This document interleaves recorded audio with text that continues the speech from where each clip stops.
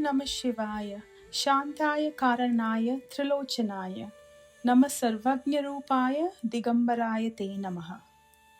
Across the ages, the flame of devotion has taken countless forms. A song, a tear, a single act of surrender. Some souls do not preach or command, they simply love, and through that love, they illuminate the path for all humanity. Such were the Nayanars, the 63 radiant devotees of Lord Śiva, whose lives became living hymns of faith. Their devotion was not confined to grand temples or learned rituals. It was born in the humblest hearts, in farmers and merchants, in kings and cowherds, each one offering their life as a prayer.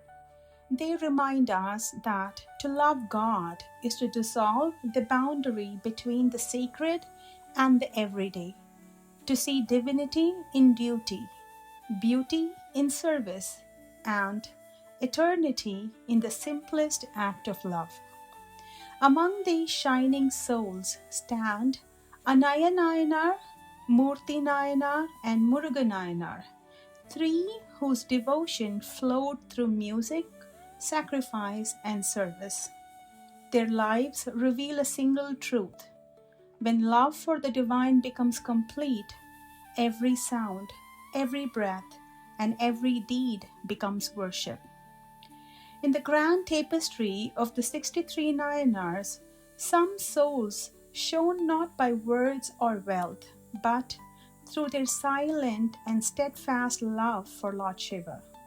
They revealed that devotion wears many faces: the melody of a flute, the bleeding of an arm, the waving of a garland, yet all lead to the same divine summit. Anaya Nayanar, Murthi Nayanar, and Muruga Nayanar stand as luminous examples that devotion is not confined to temples or rituals, but can bloom in the open fields, in the midst of hardship, and in the quiet rhythm of daily life.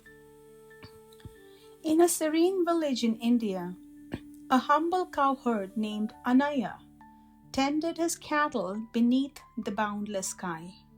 He owned no temple, no altar, no scriptures. Yet his heart was a shrine. His devotion flowed through the hollow of a simple bamboo flute, on which he played the sacred Panchakshara mantra, the Namah Shivaya. Each sunrise, as the golden light touched the fields, his fingers danced upon the flute holes, and the divine syllables became sound, not mere notes, but the voice of the soul calling to its source. The nature itself responded. The restless rivers slowed their flow. The roaring seas grew calm. The birds flew mid-flight. Enemies of the wild, like the lions, elephant, snake, and peacock, stood together in harmony. Even celestial beings descended from the heavens, hearts stilled by the purity of that sound. Pleased beyond measure, Lord Śiva and Mata Parvati appeared before the simple cowherd. With a smile of compassion, they granted him eternal union in the realm of divine music. Anaya Nayanar's story reminds us that when devotion becomes pure, even nature bows to it.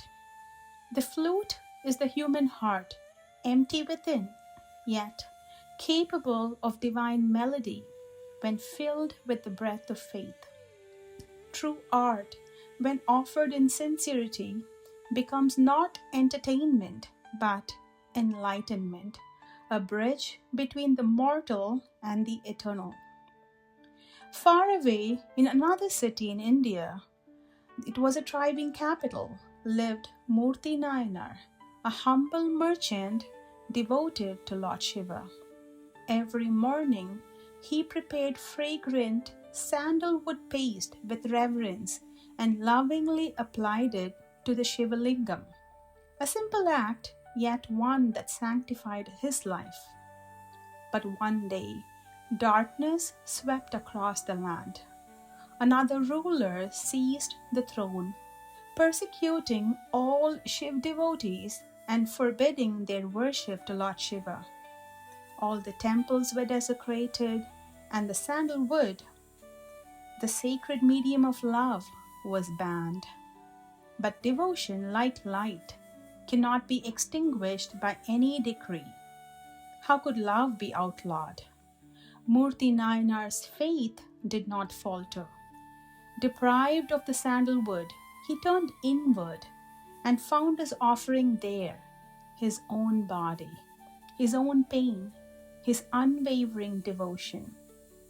He began to rub his elbow until the skin tore and blood flowed, mixing with the holy ashes upon the Shiva lingam. He offered not the sandal paste, but the essence of his being. In that moment of divine surrender, Lord Shiva appeared, radiant, compassionate, eternal. The Lord said, "Your devotion has conquered cruelty," and granted him a boon that he shall rule this land in righteousness. Soon after that, the tyrant ruler died, and the royal elephant, guided by divine will, garlanded Murthi Nayanar as the new ruler. He accepted the throne with humility, wearing ashes instead of a crown, the Rudraksha instead of gold. He ruled not as a monarch, but as a servant of the divine. When his earthly journey ended, he was granted the divine abode in Kailash, where his faith now shines like the timeless fragrance of sandalwood. Murthi Nayanar's life teaches that devotion does not end when the path turns harsh. That is when it becomes purest. When the outer symbols of worship are stripped away, the inner flame must rise stronger. For what we offer with our body fades, but what we offer with our soul becomes eternal. Our third story about Muruga Nayanar. In another sacred town in India, another devotee bloomed, the Muruga Nayanar, whose love was for the Lord and was gentle, steady, and profound.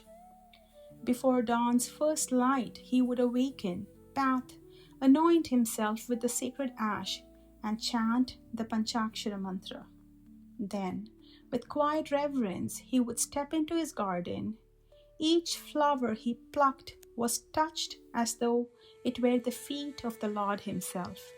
Every garland he wove carried the fragrance of his devotion. He lived by the sacred Shiva Agamas, performing each ritual with care, yet his heart remained soft and humble. His devotion attracted the friendship of a great saint, the Jnana Sambandhar, the child of divine wisdom. Their companionship was not of the world. It was a meeting of souls, tuned to the same cosmic rhythm. When Sambandhar's wedding became a moment of divine culmination, when he, his bride, and all assembled devotees were engulfed in the blinding effulgence of the Lord, Muruga Nayanar too got dissolved into that light, attaining eternal bliss in Lord Shiva's abode. Muruga Nayanar's story reveals that devotion need not roar like thunder. It can whisper like dawn. Every small act, when done in love, becomes sacred. To pluck a flower with care, to serve with humility, to chant with attention, these are the hidden petals of liberation. When every moment becomes an offering, even the simplest life blooms into divinity. Anaya Nayanar's melody, Murthi Nayanar's sacrifice, and Muruga Nayanar's garland, three expressions, one essence, devotion that transcends self. They sought neither recognition nor reward. Their love was its own fulfillment. Through them, we learn that the divine can be reached through any medium, through the breath of a flute, the pain of surrender, or the fragrance of flowers. What matters is not what we offer, but how completely we offer ourselves. Their stories are not distant legends, but mirrors held to our own lives. In the melody, we see the power of love expressed through simplicity. In sacrifice, the courage of faith that refuses to break. And in the fragrant garland, the sanctity of humble service. Each found liberation not through grandeur, but through sincerity, proving that the divine does not ask for perfection, only presence.